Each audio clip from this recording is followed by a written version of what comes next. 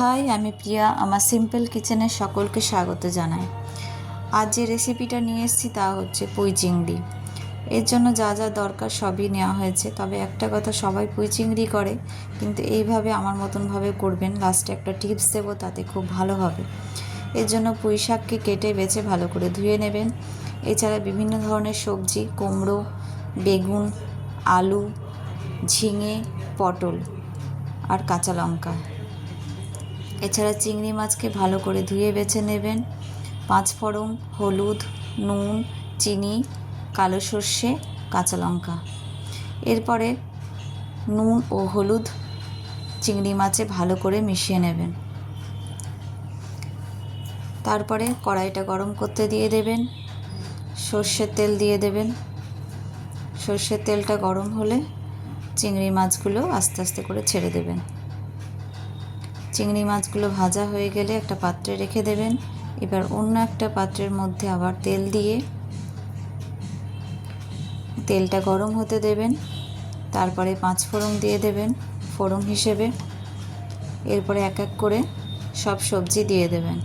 আলাদা করে ভাজার কোনো প্রয়োজন নেই, একসাথে দিয়ে আস্তে আঁচ করে ভাজবেন। দেখবেন সব ভাজা হয়ে যাবে ভালোভাবে। আর বেশি তেল লাগে যেহেতু, যদি একটা একটা করে ভাজেন, কিন্তু অল্প তেলেই হয়ে যায় যদি লো আঁচ করে ভাজেন।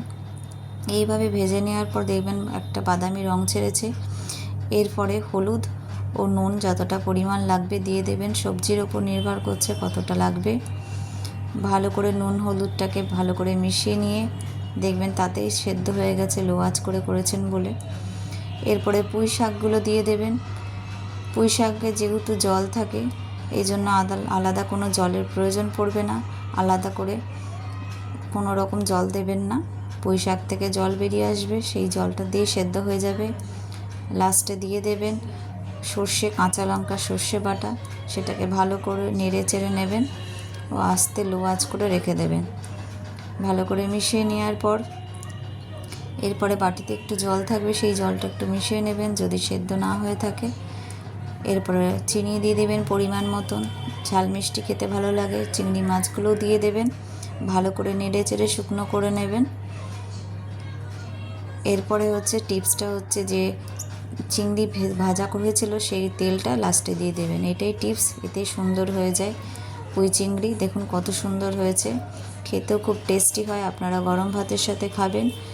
আর আমার চ্যানেলকে অবশ্যই সাবস্ক্রাইব করুন, আমাকে এগিয়ে নিয়ে চলুন।